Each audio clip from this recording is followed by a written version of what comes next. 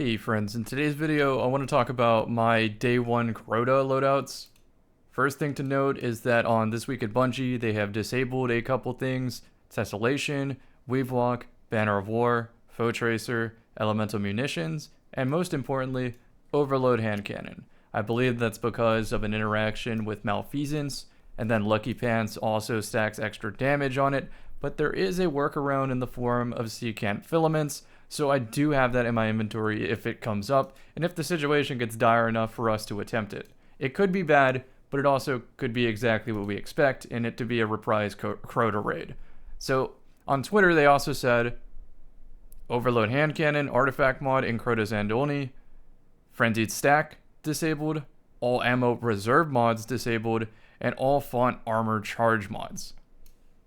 I was actually going to use some font charge mods in certain builds, but it really isn't that big of a deal. As long as surges are still available, we'll be fine. So let's talk about the build. This is going to always have the same thing on the helmet, which is 2 heavy ammo finders and a heavy ammo scout. Sunbracers is my ad clear. I swap to Aeons, keep the stat splits. Aeon heavy finisher. Then, since reserves are disabled, I don't have to worry about those, and I just put on survivability stuff. On the boots, add clear survivability stuff along with scavenger, and then whenever I have the DPS, we just go right over there to Lunafaction boots, if I feel like it. An alternate damage strat could be Rain of Fire and dumping rockets. I could also use Rain of Fire with Vex Mythoclast if I pull it from the vault. But ultimately, I'm always going to have a Lunafaction well down for damage because that helps everybody's reload. And in fact, if I really wanted to, I'd trade one of these out for a reload, but I don't think I'll need it. Then on the class item, Proximity Ward, Bulwark Finisher, just for survivability reasons, so that I can safely create ammo. And if the team calls for special ammo, I have it on, but I also can switch to this if I need extra time dilation in a damage phase. Okay, so now let's go to the weapons. Sunshot, I think, is an alright call. Highlights targets. I don't know if it scorches. If it does, that's great for my build. If it doesn't, that's fine. Just one shot into a group of ads and it's over.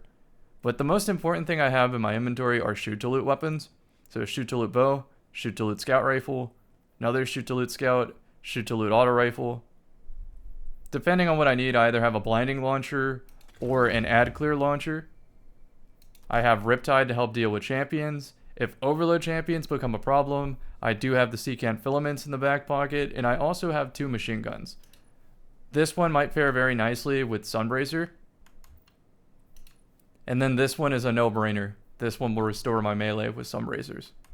And it also has Cascade Point if I do have to deal with a champion for burst situations. Now, if we have a close quarters boss, I'm going to pull a lot of stuff from the vault. I have Tractor Cannon ready to go, but I'm going to double slug for sure, or pellet swap with conditional finality. If no one else is claiming Lumina, then I just switch to this Igneous Hammer and have a pretty similar experience because once I stack Rampage times 3, Radiant, Subsistence, any ad I kill gives me 3 bullets back. So as long as I can kill that ad in under 3 bullets, it's just I never have to reload it. I also will take Lumina if they give me that. And I have both a grenade launcher or a Cartesian coordinate for extra boss damage if it calls for it. I also have Izzy. I can go Izzy Tube if I want to do this rotation if we need the extra damage. Again, it just depends on if it's an actual hard raid or not.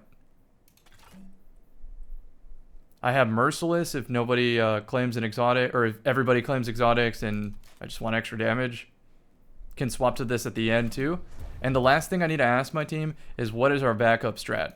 For when we're all empty out of ammo on final stand, are we going to do Outbreak or are we going to do Touch of Malice? Either's fine with me.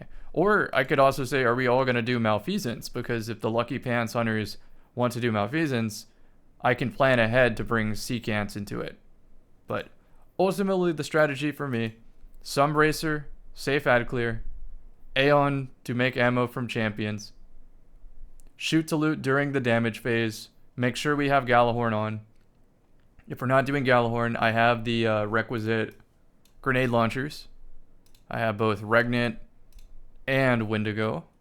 And if situation gets dire, I have enough Trials engrams to go turn in for that new Trials grenade launcher.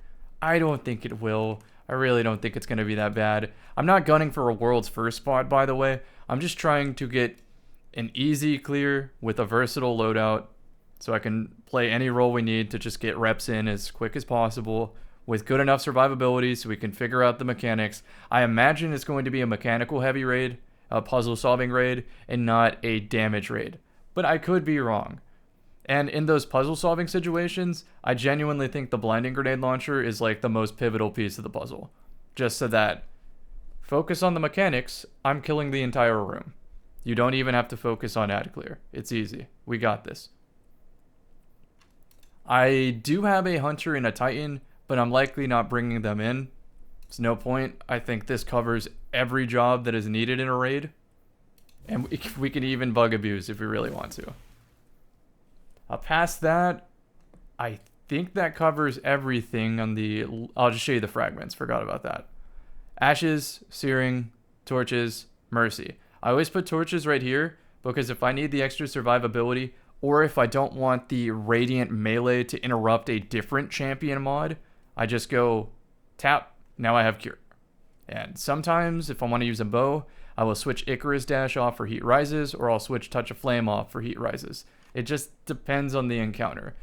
For now, this is going to be my default, and I will always switch to Empowering Rift if I plan to use Lunafaction Rift and not the Well later into a fight. But yeah, past this, all you gotta do is go to Dim, go to the Loadout Maker, Loadout Optimizer, select your max mobility, put Resilience at 10, select Subclass, Dawnblade, customize Subclass,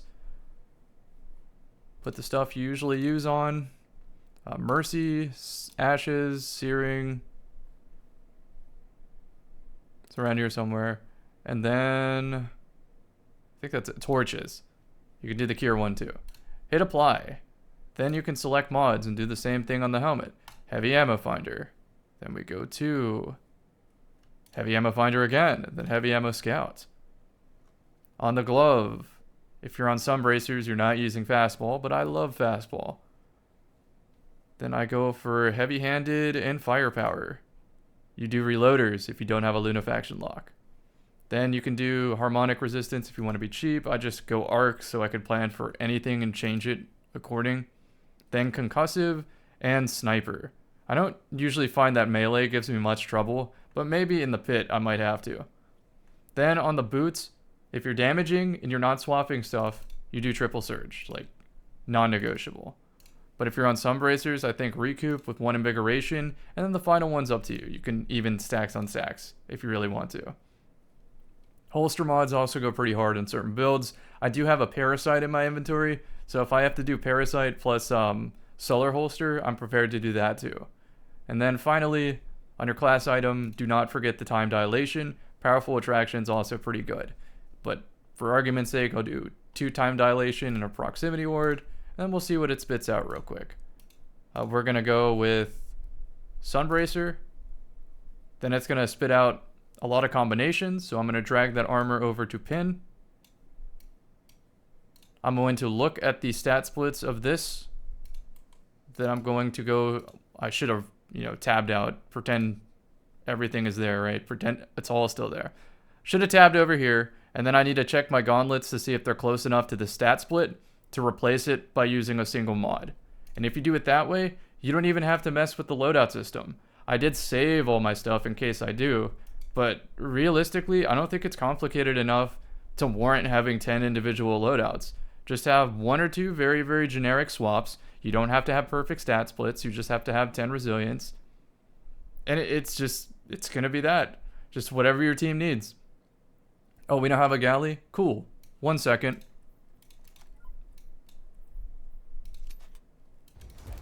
Okay, let's run again.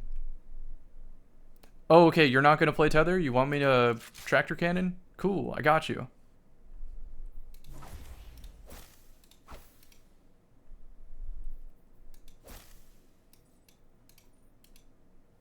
Oh, we don't have a Lumina?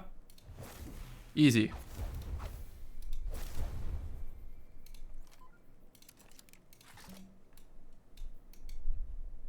Just like that. That's how I'm building for day one Crota.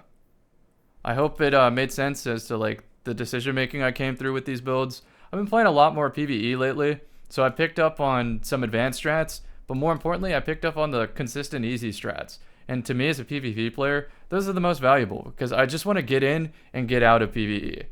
Want to get the reward and then go back into PvP and have some fun. So anything that is fast, consistent, easy, those are the strats I'm going to go for first. If I was going for like a world record or something, I obviously go for the absolute best no matter how difficult it is. Hope you found this video insightful, and good luck on the raid.